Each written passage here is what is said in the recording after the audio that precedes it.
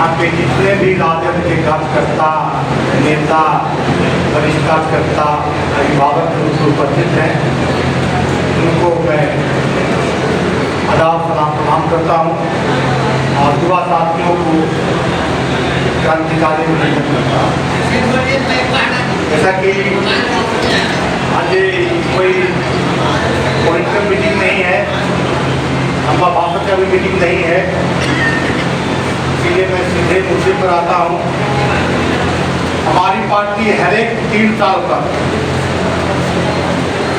अपने सांगठनिक स्थिति को चुनाव के रूप में लेती है और बूथ स्तर से लेकर पंचायत स्तर, प्रखंड स्तर, जिला स्तर और प्रदेश स्तर पर चुनाव कराती है। तो आप लोगों को भी पता होगा कि यहाँ सबसे पहले बूथ कमेटी की चुनाव हुई होगी, उसके बाद पंचायत कमेटी की चुनाव हुई होगी, पंचायत कमेटी के चुने जाने के बाद प्रखंड कमेटी की चुनाव हुई होगी, जिसमें माननीय अध्यक्ष चयनित हुए हैं।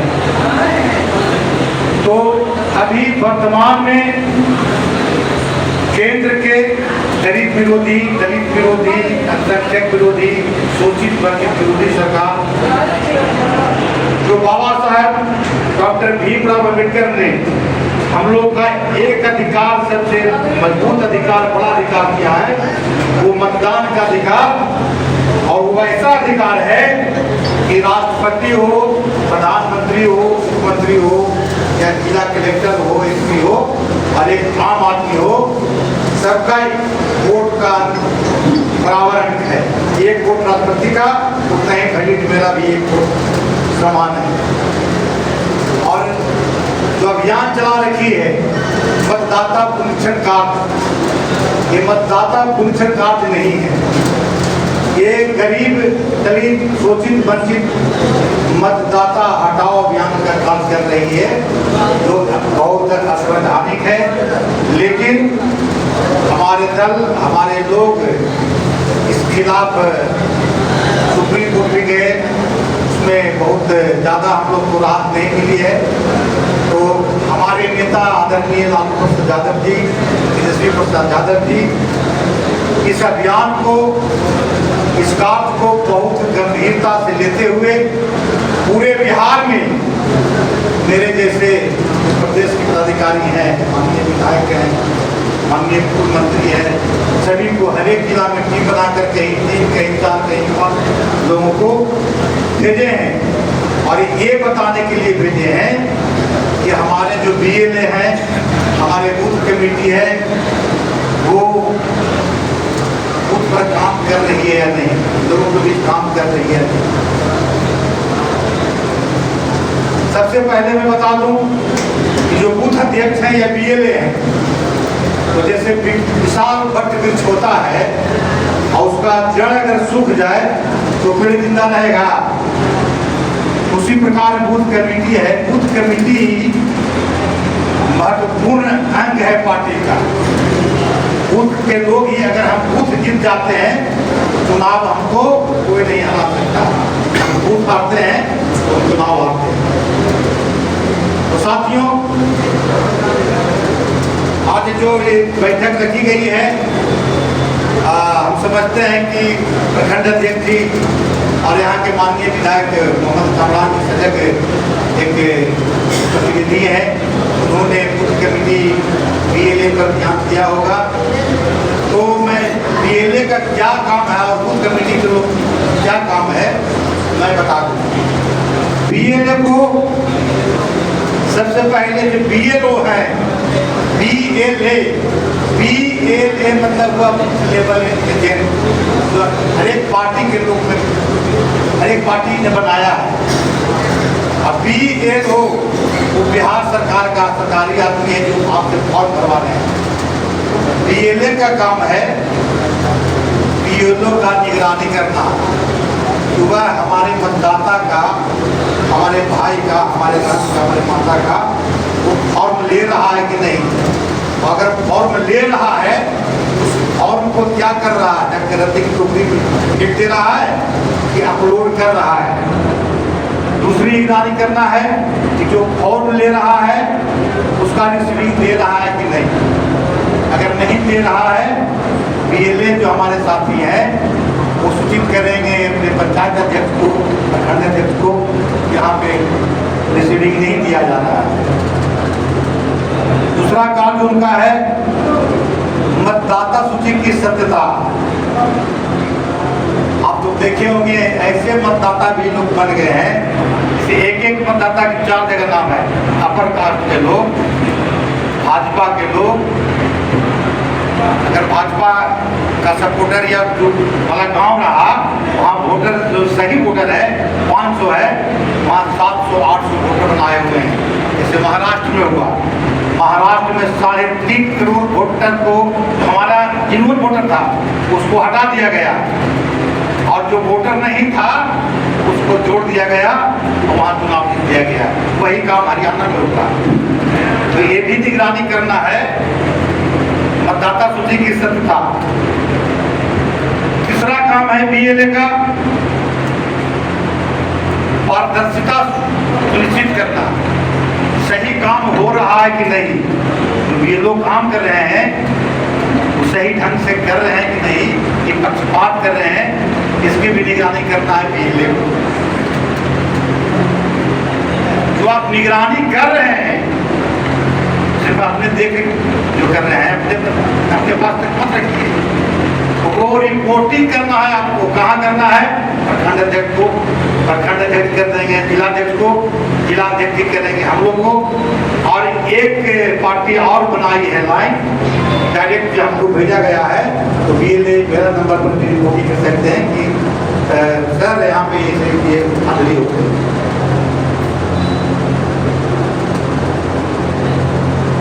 अब 25 जुलाई तक के काम चलेगा और भराने का। तो सबसे पहले बूथ कमेटी के लोगों को बीएलए को निगरानी भी करना है, और कि एक बूथ पर, हर एक बूथ पर मेरा 2 बीएलए है, बूथ कमेटी 11 सदस्यीय है। तो हम समझते हैं कि अगर 1 घंटा 11 या 10 लोग या 5 लोग मिलकर घूम के पूरे गांव में पूछ लेगा कि आप मतदाता फॉर्म जमा किया कि नहीं, अगर नहीं जमा किए हैं तो क्या कारण है, और उसको मतदाता फॉर्म जा करके 7,000 के भरवा देता है। ठीक है। 26 जुलाई से क्या करना है? मतदाताओं से सीधे संवाद क्या करना है कि जो 11 दस्तावेज मांग रहा है उसमें आपके पास कौन सा दस्तावेज है, दस्तावेज है भी कि नहीं। अगर नहीं है तो उसको अभी सबसे आसान है आवासीय प्रमाण पत्र, उनको तुरंत ऑनलाइन आवासीय फॉर्म अप्लाई करा देना है। और कौन कौन अप्लाई किया उनका रिपोर्टिंग कर देना है प्रखंड अध्यक्ष जी को, हमको कर देंगे, और हम लोग अपनी निगरानी में प्रखंड अध्यक्ष जी ब्लॉक में बैठ करके और जितना जल्दी हो सके उसको आवासीय प्रमाण पत्र बनवा देने की कोशिश करेंगे, क्योंकि उनको तो आधार हो गया। अगर नहीं ये कर सके हम लोग, थोड़ा सा भी कोताही बरते हम लोग, पहले तो ईवीएम से बेमालूम करके सरकार बनाता था, अब इस बार ऐसा किया है कि सीधे, और टारगेट में सबसे ज्यादा अगर कोई है तो जो प्रवासी लोग हैं, जो अपने बाल बच्चा का, परिवार का भरण पोषण के लिए अपने गांव से, अपने शहर से पलायन करके बड़े बड़े वाहन में काम कर रहे हैं, उनका नाम को हटाएगा। दूसरा टारगेट माइनॉरिटी है। आप रोज मीडिया में देख रहे होंगे, सोशल मीडिया पर देख रहे होंगे कि 35 लाख बांग्लादेशी, म्यांमार और नेपाल के वोटर यहाँ हैं। मैं पूछना चाहता हूँ कि किस आधार पर भी छाप दिया कि 35 लाख अभी और भी जमा हो रहा है, अभी सत्यता की जांच नहीं हुई है, तो आप ऐसा कैसे कर दिए?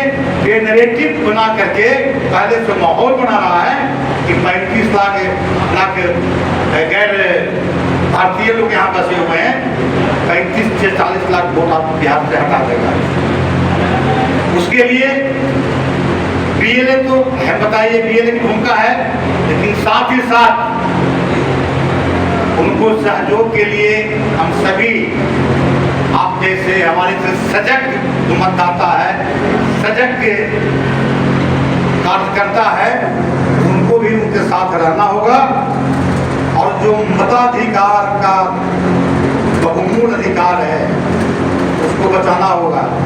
अगर वोटर लिस्ट से आपका नाम कट गया तो सरकार की जितने भी सुविधाएं हैं, पेंशन हो, राशन कार्ड हो, स्कूल में मुफ्त शिक्षा हो, अस्पताल में मुफ्त इलाज हो, जब आप यहाँ के नागरिक नहीं रहिएगा तो सरकार आपको कुछ देगा? कुछ नहीं देगा। और जो भी अगर जो जमीन आपके पास है उसमें क्या कर छोड़ो, अपने यहाँ से भागो।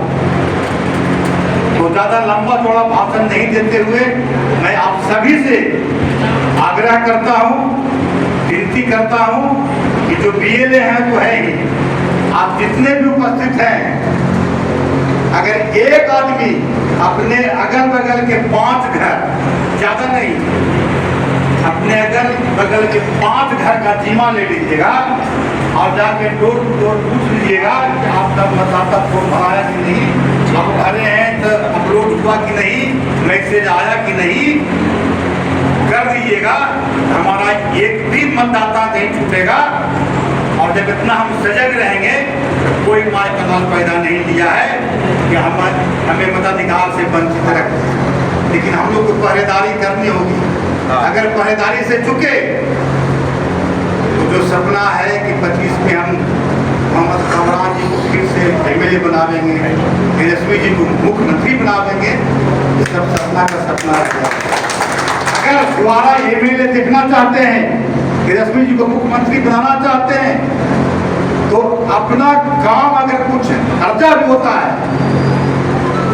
आज का काम कल करना पड़े, थोड़ा सा नुकसान सहना पड़े, 1500 का नुकसान सहना पड़े तो सह लीजिए। अगर एक दिन आप नुकसान सहिएगा तो 5 साल आप इत्मीनान से उस नुकसान की भरपाई भी कर लीजिएगा और अपने अधिकार को सुरक्षित भी कर लीजिएगा। और फिर जो डुगडुगिया बजाता है, मोदी जी आए थे, डुगडुगी बजा के चल गए और हमारे पलटू चाचा जो तेजस्वी जी जितने घोषणा किए थे, इस स्पीड से तस्वीर चल रहे हैं कि हाँफते हाँफते, देखो देहात में कबड्डी खेल होता है तो फर्स्ट हो जाता है, कहते हैं पता नहीं है क्या जाता है, छू नहीं पड़ा, हाँफते रहा पहले ही। इससे 1500 घोषणा किए थे, 1100 में हो गया, 200 यूनिट बिजली फ्री का घोषणा किए हैं, 125 में हो गया है। माय बहन मान योजना के तहत जो 2500 का ऐलान किया है, हम समझते हैं इतना भय पैदा हो गया है वर्तमान सरकार का कि चुनाव से पहले उस पर भी कुछ न कुछ घोषणा कर ही देगा। फिर भी हमारे नेता हाई स्पीड ट्रेन चला के बढ़ते जा रहे हैं और आप लोग अगर सजग रह गए तो 2005 से 25 10 करोड़ नीतीश और 25 नीतीश फिनिश, इसी नारा के साथ तेजस्वी यादव को मुख्यमंत्री बनाने के लिए हम लोग यहाँ से संकल्प लेके जाएंगे।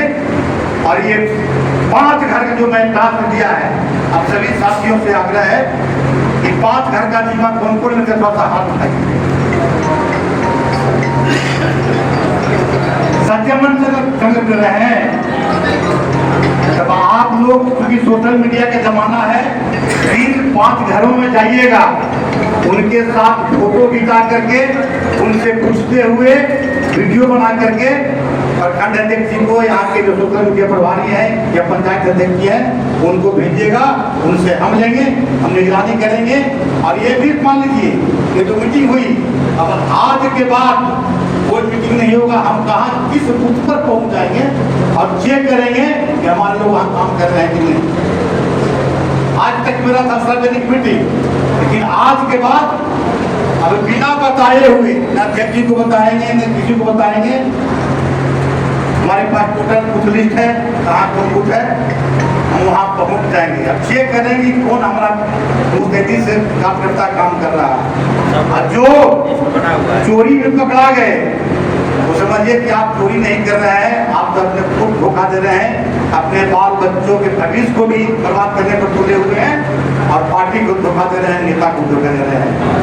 तो हम आशा करते हैं कि यहाँ पे जितने भी लोग हैं ऐसा नहीं करेंगे, 1 घंटा रोज निकाल ही लेंगे बीएलओ के पास जाकर के बैठ करके हम दिखाइए हमको मतदाता सूची के साथ कि कितना फॉर्म भरा गया, कितना नहीं भराया है, उससे प्रूफ लेकर के, उसको फोटो लेकर के अपने पास प्रूफ के तौर पर रख लीजिएगा। अगर किसी का नाम छटनी भी हुआ है तो क्यों छटनी हुआ हमको दिखाइए प्रूफ। सब जांच पड़ताल करके अपने पास जरूर रख लीजिएगा, तभी आपका मताधिकार सुरक्षित रहेगा। मैं इतना ही कह करके अपनी बात को समाप्त करता हूँ।